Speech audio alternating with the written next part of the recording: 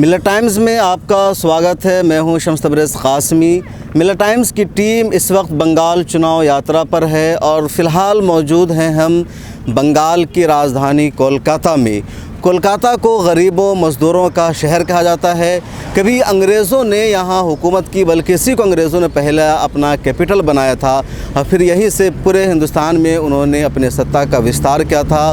बंगाल में आज़ादी के बाद कई पार्टियों की हुकूमत रही, लेकिन सबसे लंबे अरसे तक यानी 35 सालों तक तनहा लेफ़्ट की पार्टियों ने यहाँ सत्ता की, हुकूमत की और दुनिया में ये सबसे लंबा हुकूमत करने का रिकॉर्ड है, यानी जमहूरी और सेकुलर सिस्टम में।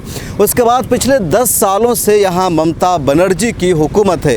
ममता बनर्जी एक ऐसी लेडी कहलाती है जिसको आज के दौर में इंदिरा गांधी के बाद दूसरे आयरन लेडी के नाम से याद किया जाता है। ममता बनर्जी को आयरन लेडी या दीदी इसलिए भी कहा जाता है कि ममता बनर्जी बीजेपी का बहुत मजबूती के साथ मुकाबला कर रही है। हालांकि ममता बनर्जी को इस वक्त जिस बीजेपी से सबसे ज़्यादा चैलेंजेस का सामना करना पड़ रहा है, एक वक्त ऐसा भी था जब ममता बनर्जी उसी बीजेपी के साथ सत्ता में भी थी, रेलवे मिनिस्टर भी बनी थी 1999 से 2001 के बीच में। बहरहाल इस वक्त बंगाल की सियासत उरूज पर है।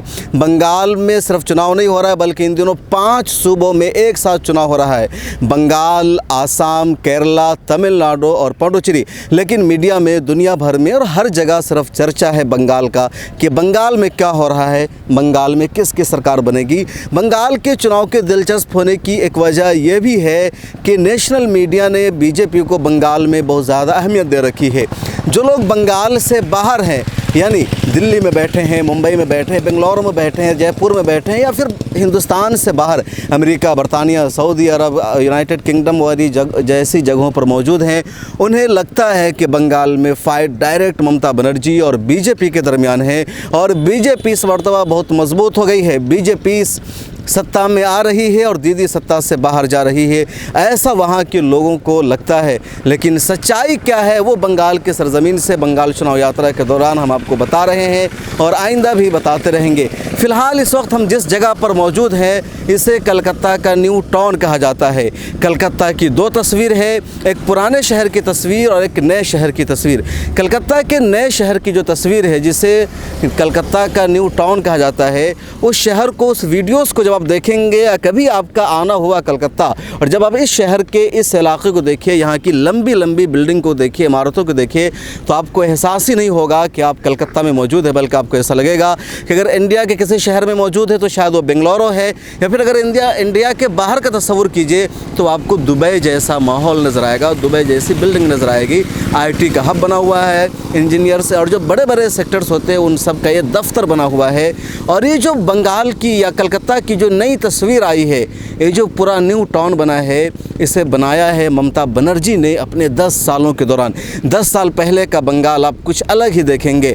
10 साल पहले अगर आपने इस न्यू टाउन के एरिया का दौरा किया होगा तो यहाँ जंगलात थे, बड़े बड़े घास उगे हुए थे, जानवर चरते थे, या कुछ इलाकों में झुग्गी झोपड़ियाँ बनी हुई थी।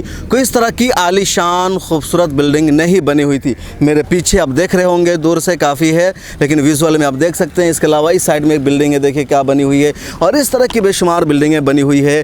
हम अपने इधर लेफ़्ट साइड में कहीं दिखाने को, तो यहाँ देखिए एक शानदार म्यूज़ियम बना हुआ है। इस म्यूज़ियम की खुसूसियत ये है, ये आर्ट म्यूज़ियम है। इस आर्ट म्यूज़ियम में लाइब्रेरी है, ऑडिटोरियम है और पेंटिंग का एक बड़ा म्यूज़ियम आर्ट को यहाँ दिखाया गया है। तो सारी तस्वीरें ममता बनर्जी के दौर में बंगाल की बदली है, बंगाल ने एक नया रूप लिया है और अब बंगाल में ज़बरदस्त सियासत की लड़ाई शुरू हुई है। सियासत क्या हो रही है, बीजेपी बंगाल पर कब्ज़ा करना चाहती है ताकि मरकज़ में बीजेपी और मजबूत हो सके। बीजेपी के इसके अलावा एक और मिशन ये है कि नॉर्थ इंडिया में बीजेपी अपने हिंदुत्व के एजेंडा को नाफिज करने में कामयाब हो चुकी है, लेकिन बंगाल में बीजेपी कामयाब नहीं हो रही है। बंगाल में भी बीजेपी हिंदुत्व वाले एजेंडा को, यानी जय श्री राम के नाम पर चुनाव लड़ना चाहती है, लेकिन बंगाल के हिंदुओं का जो मज़हब से अटैचमेंट है वो ज़्यादा जय श्री राम से नहीं बल्कि जय काली माँ से, और इसलिए जय श्री राम वर्सेस जय काली माँ की बंगाल में लड़ाई हो रही है। बंगाल का चुनावी माहौल फ़िलहाल कैसा है वो मैं आपको मुख्तसर में बता देता हूँ कि बंगाल में विधानसभा की कुल 294 सीटें हैं और 294 में से अक्सरियत के लिए, यानी हुकूमत बनाने के लिए ज़रूरी है किसी भी एक पार्टी के पास कम से कम 148 सीटों पर जीत हासिल करना। जिसके पास 148 सीटों पर जीत हासिल होगी जिस पार्टी को, उसी की बंगाल में सरकार बनेगी। अब बीजेपी अभी कहाँ है ये जानना ज़रूरी है। बीजेपी के फिलहाल बीजेपी के पास विधानसभा में फ़िलहाल सिर्फ 3 सीट है, यानी 2016 जो आखिरी विधानसभा चुनाव था अभी से पहले का, उसमें बीजेपी को सिर्फ 3 सीटों पर जीत मिली थी। इस विधानसभा में अलग अलग सर्वे आ रहे हैं, कुछ लोगों का कहना है कि बीजेपी को 30 सीटों पर जीत मिलेगी, किसी का कहना है 40 सीटों पर मिलेगी, बट 50 में बीजेपी निमट जाएगी, ऐसा ज़्यादातर लोगों का बंगाल में कहना है। यानी बीजेपी का कोई हवा नहीं है जैसा कि दिखाया जा रहा है। बीजेपी दावा कर रही है सरकार बनाने का, लेकिन ये इम्पॉसिबल है। ममता बनर्जी को पहली मरतबा 2011 में जीत मिली थी जब वो कांग्रेस के साथ सरकार में आई थी। हालांकि 184 सीट पर खुद ममता बनर्जी की जीत हुई थी, बाद में कांग्रेस को अलग भी कांग्रेस ने ममता बनर्जी ने कर दिया और उनकी सरकार रही। 2016 में ज़बरदस्त जीत मिली और 211 सीटों पर ममता बनर्जी को जीत मिल गई। लेफ्ट भी यहाँ डाउन हो गया, कांग्रेस का तो सफाया हो गया और बीजेपी को सिर्फ 3 सीट मिली। 2019 के लोकसभा चुनाव में बीजेपी को जीत ज़रूर मिल गई थी, यानी 18 सीटों पर 19 में बीजेपी को जीत मिल गई, लेकिन विधानसभा में वो जीत मिल पाएगी या नहीं मिल पाएगी ये आने वाला रिजल्ट बताएगा। लेकिन लोग ये कह रहे हैं कि मिलना मुश्किल है, विधानसभा का मामला अलग है। और ममता बनर्जी ने जिस तरीके से बीजेपी का मुकाबला किया है उससे जो पूरा वोट बैंक है दोबारा ममता बनर्जी की तरफ आ गया है। और ख़ासतौर पर ममता बनर्जी का जो काम काज है, जो उन्होंने न्यू टाउन बनाया है, दूसरे शहरों को बनाया है और सबको लेकर चलने की कोशिश की है, मज़हब से हट करके इंसानियत के नाम पर पॉलिटिक्स की है, वो कहीं ना कहीं दीदी के हक़ में जा रहा है। फ़िलहाल बीजेपी का डाउन भी अब कम होता, फ़िलहाल बीजेपी का जो क्रेज़ है वो भी कम होता जा रहा है, दीदी के हक़ में बढ़ता जा रहा है। ममता बनर्जी सियासत में आज बहुत एक्टिव हो चुकी है, बहुत फ़ाल हो चुकी है और वो लड़ने जा रही है। ममता बनर्जी ने तकरीबन 50 से ज़्यादा औरतों को चुनावी मैदान में उतार रखा है। 40 मुस्लिम उम्मीदवारों को भी उन्होंने टिकट दिया, हालांकि पिछले चुनाव में उन्होंने 57 मुस्लिम उम्मीदवारों को टिकट दिया था। और ममता बनर्जी की टीम मुसलसल चुनाव यात्रा में लगी हुई है।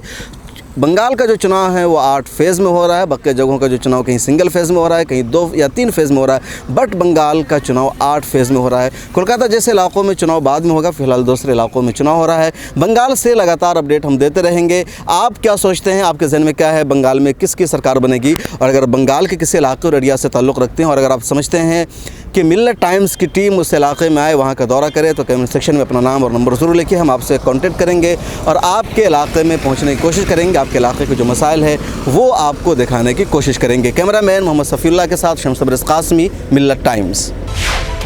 मिल्लत टाइम्स को आपकी ज़रूरत है, हमारी आप माली मदद करें। हर महीने सिर्फ 100 रुपये और 1 साल के लिए 1 साल सिर्फ 1000 रुपये। रकम भेजने के लिए यहाँ दिए गए फ़ोन पे, गूगल पे और पेटीएम नंबर का इस्तेमाल कर सकते हैं।